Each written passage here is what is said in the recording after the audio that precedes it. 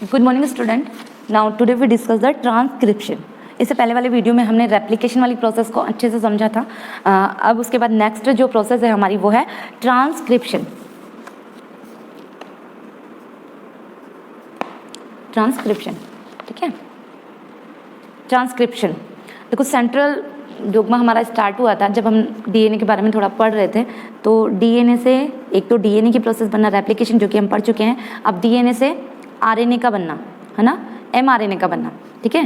DNA से RNA का बनना, और आरएनए में कौन सा आरएनए, एमआरएनए का बनना। इस प्रोसेस को, है ना, ये डीएनए से जो एमआरएनए बनता है ये बनता है ट्रांसक्रिप्शन प्रोसेस के थ्रू, ठीक है। ट्रांसक्रिप्शन प्रोसेस में क्या होता है कि डीएनए से आरएनए का निर्माण होता है, ठीक है। तो इसको हम पढ़ेंगे, इसको हम समझेंगे ट्रांसक्रिप्शन प्रोसेस के थ्रू। तो ये जो ट्रांसक्रिप्शन प्रोसेस होती है, जो ट्रांसक्रिप्शन प्रोसेस होती है, इस प्रोसेस में क्या होता है कि जो डीएनए के दो स्टैंड होते हैं, डीएनए के दो स्टैंड से एक स्टैंड बनेगा, है ना, क्योंकि आरएनए में कितने स्टैंड होते हैं, एक स्टैंड होता है, ठीक है। तो ये हमको देखना है। उससे पहले देखो, जो ट्रांसक्रिप्शन यूनिट होती है उसके 3 पार्ट होते हैं। ट्रांसक्रिप्शन यूनिट के 3 पार्ट होते हैं। ये फर्स्ट वाला पार्ट, ये सेकंड वाला, और ये लास्ट वाला पार्ट। ये फर्स्ट वाला, ये सेकंड वाला, ये थर्ड वाला पार्ट, ठीक है। ट्रांसक्रिप्शन यूनिट में के बारे में आपको बता रही हूँ। ट्रांसक्रिप्शन यूनिट के 3 पार्ट होते हैं। फर्स्ट वाला पार्ट होता है, उसको कहते हैं प्रमोटर, ठीक है। और जो सेकंड वाला पार्ट होता है उसको बोलते हैं स्ट्रक्चरल जीन। ये है स्ट्रक्चरल जीन। और थर्ड वाला पार्ट होता है वो होता है हमारा टर्मिनेटर। थर्ड वाला पार्ट होता है हमारा terminator. Promoter, transcription gene and terminator, ये तीनों के तीनों पार्ट होते हैं हमारे ट्रांसक्रिप्शन यूनिट के, ठीक है। ABC बोलो, सो ABC या फिर 1 2 3 जैसे भी आप समझना चाहें। तो ये 2 स्टैंड थे हमारे डीएनए के। ये फर्स्ट वाला है, ये फर्स्ट वाला स्टैंड है जिसकी डायरेक्शन है 3 डेज से 5 डेज की तरफ, सॉरी 5 डेज से 3 डेज की तरफ। ये वाला है 3 डेज से 5 डेज, ठीक है। कैसे भी समझ लो तो एक ही बात है ना, दोनों अपोजिट होते हैं। ये 5 डेज से 3 डेज की तरफ बढ़ रहा है और ये 5 डेज से 3 डेज की तरफ बढ़ रहा है। दोनों अलग अलग डायरेक्शन, है ना।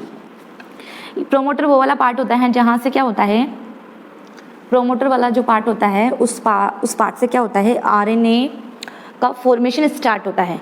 जबकि जो टर्मिनेटर वाला जो पार्ट होता है, यहाँ पे आरएनए के बनने की जो प्रोसेस होती है उसका एंड होता है, ठीक है। तो देखो ये 2 स्टैंड है, ठीक है। ये वाला है हमारा टेम्पलेट स्टैंड। ये फर्स्ट वाला जो स्टैंड है इसको बोलेंगे हम टेम्पलेट स्टैंड। और ये दूसरा वाला है कोडिंग स्टैंड, ठीक है। अभी जो डीएनए स्टैंड होता है इसकी जो डायरेक्शन होती है 3 डेज से 5 डेज की तरफ, ठीक है। टेम्पलेट स्टैंड की जो डायरेक्शन होती है 3 डेज टू 5 डेज, ठीक है। इसके अलावा जो ये कोडिंग स्टैंड होता है ना, ये कोडिंग स्टैंड जो होता है आरएनए के लिए कोड नहीं करता है। ये कोडिंग स्टैंड आरएनए के लिए कोड नहीं करता है, और ये 5 डेज टू 3 डेज डायरेक्शन में आगे बढ़ता है, ठीक है। अब ये जो कोड नहीं करता है ना, ये कोड नहीं करता आरएनए के लिए, तो इसको नॉनसेंस स्टैंड भी बोलते हैं, ठीक है। जबकि ये जो टेम्पलेट स्टैंड है हमारा, जो कि 3 डेज टू 5 डेज डायरेक्शन में आगे बढ़ता है, यही रियल आरएनए को बनाता है। मतलब यही टेम्पलेट स्टैंड मतलब रियल आरएनए को बनाएगा, है ना। अब जैसे कि आप मानो कि इस टेम्पलेट स्टैंड पर जो सीक्वेंस है नाइट्रोजनस बेस का, जैसे कि AGCT, ये सीक्वेंस है इस टेम्पलेट स्टैंड पर। तो अब बताइए कि इसे तो टेम्पलेट स्टैंड के अंदर क्या सीक्वेंस है, AGCT, ठीक है। तो टेम्पलेट स्टैंड से ही क्या होता है, रियल आरएनए का फॉर्मेशन होता है। तो आरएनए के अंदर ये जो नाइट्रोजनस बेस है उसका सीक्वेंस क्या होगा, इसका सीक्वेंस होगा A से बन जाएगा U। क्यों बनेगा U? क्योंकि A से बनता है T, A और T होता है ना, लेकिन आरएनए के अंदर T तो होता है नहीं, T की जगह क्या होता है U, ठीक है। तो U, G से बन जाएगा C से बन जाएगा G, एंड T से बन जाएगा A। ये होगा आरएनए का सीक्वेंस, ठीक है। तो इस तरीके से, जबकि जो हमारा ये कोडिंग स्टैंड था जो कि आरएनए के लिए कोड नहीं करता है, उसके अंदर नाइट्रोजनस बेस का ये जो सीक्वेंस है वो है ATGC एंड 3 डेज, ये डायरेक्शन है और ये सीक्वेंस है। तो देखो, जो कोडिंग स्टैंड होता है आरएनए के लिए कोड नहीं करता है, तो इससे जो आरएनए का स्ट्रैंड बनेगा, है ना, उसमें सीक्वेंस क्या होगा, सीक्वेंस चेंज नहीं होगा, सेम यही होगा, बस ये जो टी की जगह ना यू हो जाएगा, टी की जगह यू हो जाएगा, क्योंकि आरएनए के अंदर टी नहीं होता है, यू होता है, CNG। ठीक है, तो इस तरीके से नाइट्रोजिनस बेस के सीक्वेंस को चेंज किया जाता है आरएनए स्ट्रैंड के अंदर। अब आप देखो formation of RNA from DNA strand. ठीक है, डीएनए स्ट्रैंड से आरएनए का फॉर्मेशन। तो डीएनए में 2 स्ट्रैंड होते हैं। ठीक है, एक स्ट्रैंड होता है कोडिंग और दूसरा होता है टेम्पलेट स्ट्रैंड। ठीक है, जो टेम्पलेट स्ट्रैंड होता है उसको हम एंटी सीक्वेंस भी कहते हैं, anti sequence strand and non coding strand, इसके अलावा नॉन सेंस स्ट्रैंड। ठीक है, इसका डायरेक्शन होता है 3 days to 5 days, जबकि कोडिंग जो स्ट्रैंड होता है उसको बोलते हैं सेंस स्ट्रैंड या कोडिंग स्ट्रैंड। ठीक है, उसका डायरेक्शन होता है 5 days to 3 डायरेक्शन में। ठीक है, अब आप देखो इसमें क्या होता है, न्यूमेरिकल आएंगे सॉल्व करने के लिए आपके पास में। अगर आपको स्ट्रैंड में पोलरिटी दी हो, पोलरिटी से मतलब वो एंटी डायरेक्शन है ना, आपको स्ट्रैंड की पोलरिटी दी हो 5 days to 3 days। ठीक है, तो इस पोलरिटी को आप समझेंगे कोडिंग स्ट्रैंड। ठीक है, वो कौन सा स्ट्रैंड होगा, कोडिंग स्ट्रैंड होगा। ठीक है, जबकि अगर आपको दिया हुआ हो if given that the strand polarity 3 days to 5 days, ठीक है, इसका मतलब वो स्ट्रैंड क्या हुआ, टेम्पलेट स्ट्रैंड। ठीक है, टेम्पलेट स्ट्रैंड ही रियल में क्या करता है, कोड करता है ना। जबकि अगर if given no information about polarity, अगर डायरेक्शन के बारे में आपको नहीं बताया हो तो आप उस स्ट्रैंड को क्या समझेंगे, टेम्पलेट स्ट्रैंड। ठीक है, तो यहाँ पे देखो क्वेश्चन दिया हुआ है, what is the complementary strand of this DNA sequence. 2 question दिए हुए हैं यहाँ पे, 5 days to 3 days, ATGCCGTA ये स्ट्रैंड है। ठीक है, ये नाइट्रोजनस बेस का क्या है, सीक्वेंस है। अब आप देखो मतलब ये आपको दिया हुआ है, डायरेक्शन दी हुई है, पोलरिटी दी हुई है आपको। ठीक है, 5 days to 3 days, और ये नाइट्रोजनस बेस है, और ये क्या है, डीएनए का स्ट्रैंड है। डीएनए का स्ट्रैंड है तो इसका कॉम्प्लीमेंट्री स्ट्रैंड आपको बनाना है। तो इसका कॉम्प्लीमेंट्री क्या होगा, ये दिया हुआ है आपको, इसका कॉम्प्लीमेंट्री स्ट्रैंड आपको बनाना है। तो इसका क्या होगा, 5 days से 3 days हो जाएगा। ए का टी हो जाएगा, टी से ए, जी का सी, सी से जी, सी से जी, ठीक है, जी से सी, टी से ए, ए से टी। ठीक है, इस तरीके से होगा। ठीक है, क्योंकि ये जो डायरेक्शन हुई हमारी 5 days to 3 days, तो ये हमारे पास कौन सा स्ट्रैंड दिया हुआ है, डीएनए स्ट्रैंड दिया हुआ है, लेकिन टेम्पलेट स्ट्रैंड। ठीक है,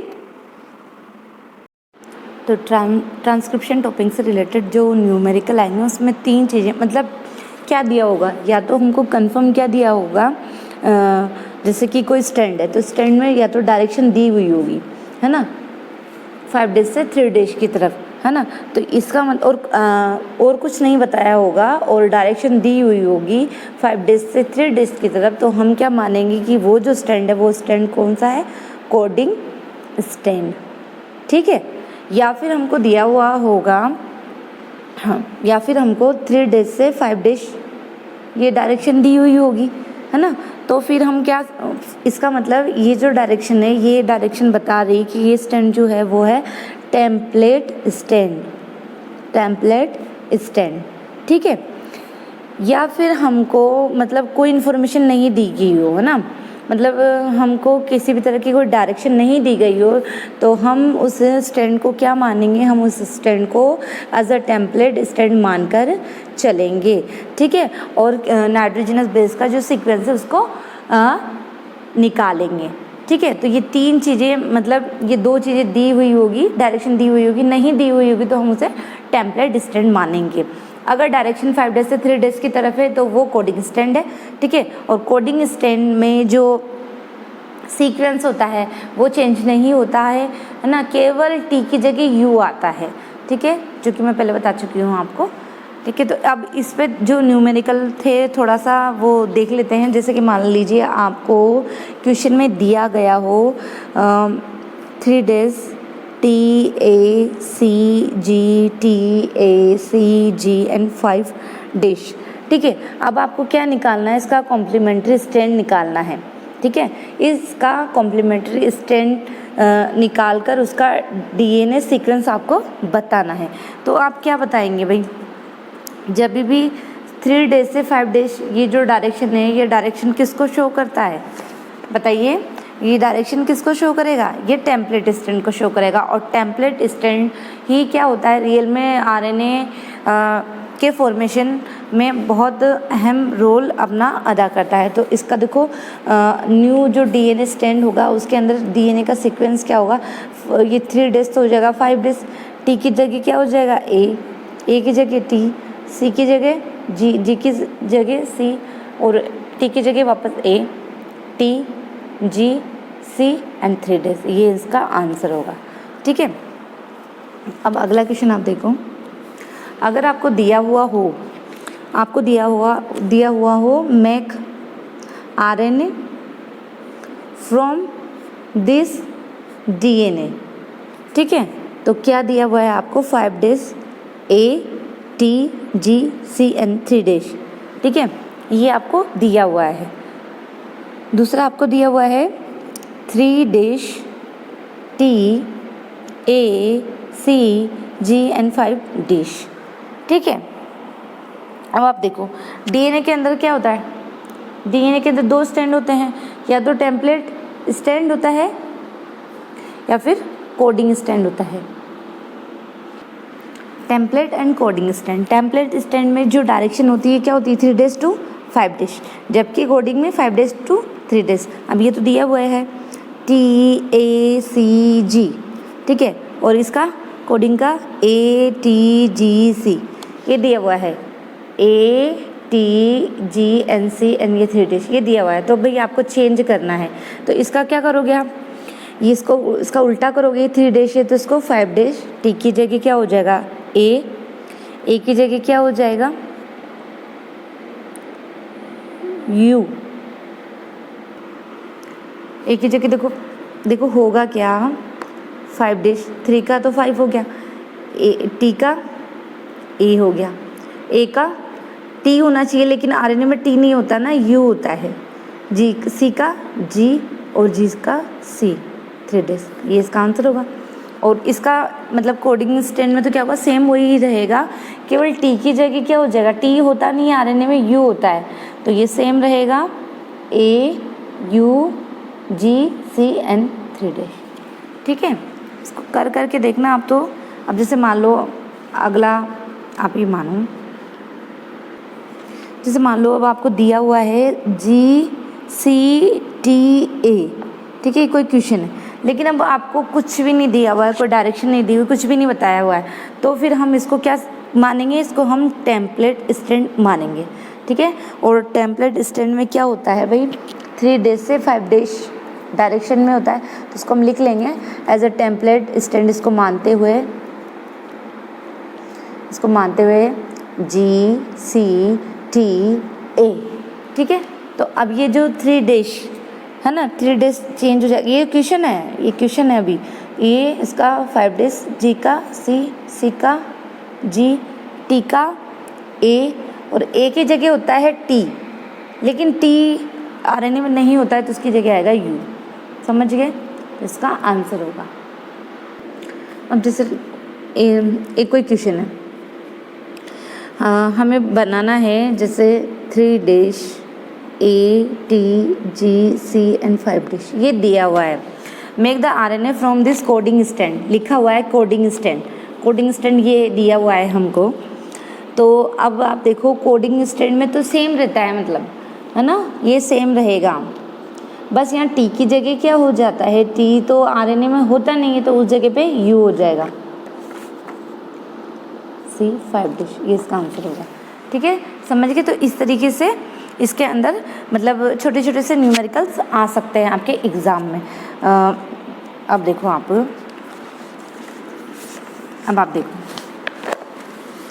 यहाँ एक क्वेश्चन दिया हुआ है, what is the DNA sequence of both stand of DNA to code this RNA 5 days से A you see ji 3 days.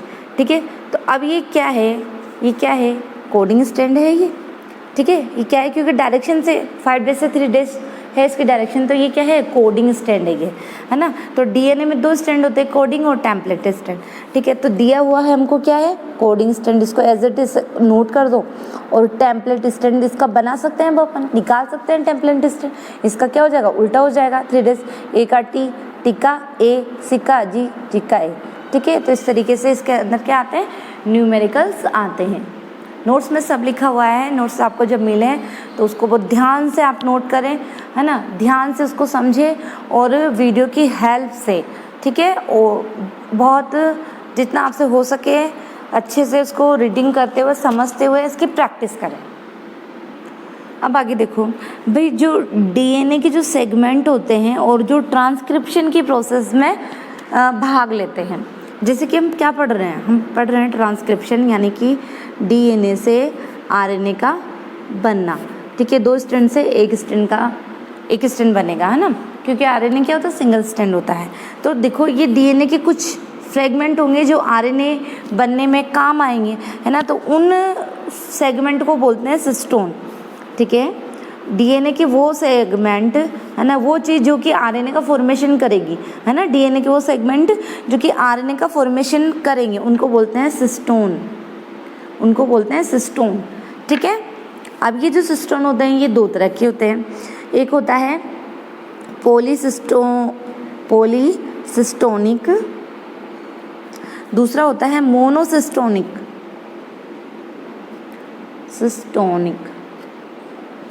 ठीक है। अब देखो ये जो पॉलीसिस्टोनिक होता है ये पाया जाता है प्रोकैरियोटिक सेल्स के अंदर, जबकि मोनोसिस्टोनिक टाइप का जो सिस्टोन होता है ये पाया जाता है हमारी यूकैरियोटिक सेल्स के अंदर, ठीक है। अब जब ट्रांसक्रिप्शन की प्रोसेस होती है, अब देखो जब प्रोकैरियोटिक सेल के अंदर पॉलीसिस्टोनिक जो होता है ये क्या करता है, ट्रांसक्रिप्शन प्रोसेस के थ्रू क्या बनाता है, एमआरएनए बनाता है। क्या बनाता है, एमआरएनए बनाता है। तो इस आरएनए को बोलेंगे पॉलीसिस्टोनिक आरएनए, पॉलीसिस्टोनिक आरएनए, एमआरएनए।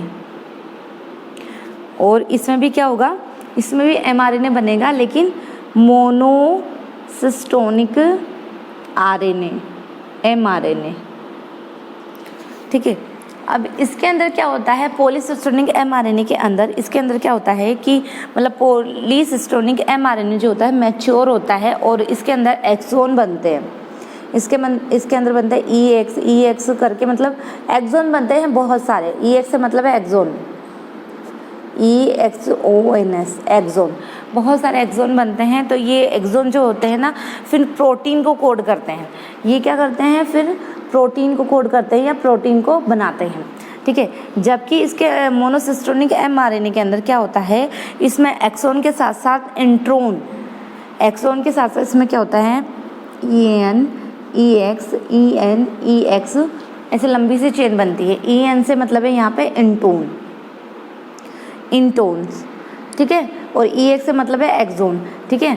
तो अब ये क्या होता है, इसमें जो इंटोन वाला जो पार्ट होता है ना ये मतलब कोड नहीं करता, नॉन कोडिंग पार्ट होता है, और मतलब ये एक तरीके से इमैच्योर एमआरएनए होता है उसके अंदर मिलता है, ठीक है। तो अब पहले तो क्या होगा कि भाई जो ये एमआरएनए जो हमको मिला ये क्या है, मैच्योर नहीं है, इमैच्योर है। तो पहले तो इसको क्या करेंगे, मैच्योर करेंगे। तो मैच्योर करने के लिए क्या हुआ, जिसके अंदर जो ये आईएन है ना, इंटोन जो ये पार्ट है इसको हटाएंगे, ठीक है। तो इसको हटाने की एक प्रोसेस होती है, इसको कहते हैं सिपलिंग।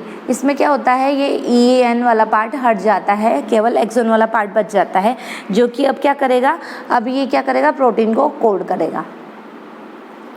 दोबारा से देखते हैं, डीएनए का वो पार्ट, डीएनए का वो सेगमेंट जो कि आरएनए को बनाने में हेल्प करता है उसको बोलते हैं सिस्टोन, ठीक है। सिस्टोन वो चीज़ है जिससे आरएनए बनता है ना। तो डीएनए से आरएनए बन रहा है तो डीएनए का कोई पार्ट होगा जो कि आगे चल के प्रोसेस में पार्टिसिपेट करेगा, ट्रांसक्रिप्शन की प्रोसेस में पार्टिसिपेट करेगा और आरएनए का फॉर्मेशन कर देगा। तो वो डीएनए का वो सेगमेंट, ठीक है, डीएनए का वो सेगमेंट जो आरएनए का फॉर्मेशन करेगा उसको बोलते हैं सिस्टोन, उसको कहते हैं सिस्टोन। अब ये जो सिस्टोन होता है 2 तरह का होता है, पॉलीसिस्टोनिक एंड मोनोसिस्टोनिक। पॉलीसिस्टोनिक एंड मोनोसिस्टोनिक, पॉलीसिस्टोनिक पाया जाता है प्रोकैरियोटिक सेल्स के अंदर एंड मोनोसिस्टोनिक पाया जाता है यूकैरियोटिक सेल्स के अंदर, ठीक है। अब ये जो पॉलीसिस्टोनिक पॉलीसिस्टोनिक होता है ये बनाता है mRNA, लेकिन mRNA बनाता है कौन सा mRNA बनाएगा, ये पॉलीसिस्टोनिक mRNA बनाएगा। जबकि मोनोसिस्टोनिक जो होता है जो mRNA बनाता है उसको कहते हैं मोनोसिस्टोनिक mRNA। अब जो ये पॉलीसिस्टोनिक mRNA बना ये मैच्योर RNA होता है। तो इसके अंदर क्या होता है, एक्सोन के पार्ट होते हैं, एक्सोन के मतलब बहुत सारे पार्ट होते हैं, बहुत सारी लंबी चेन होती है जो कि मतलब कोड करती है, प्रोटीन बनाने के लिए कोड करती है, ठीक है। तो ये कोड करती है प्रोटीन बनाने को, ठीक है। तो इस तरीके से प्रोटीन का फॉर्मेशन हो जाता है। जबकि मोनोसिस्टोनिक जो पार्ट है उससे जो mRNA बनेगा उससे कहेंगे मोनोसिस्टोनिक mRNA।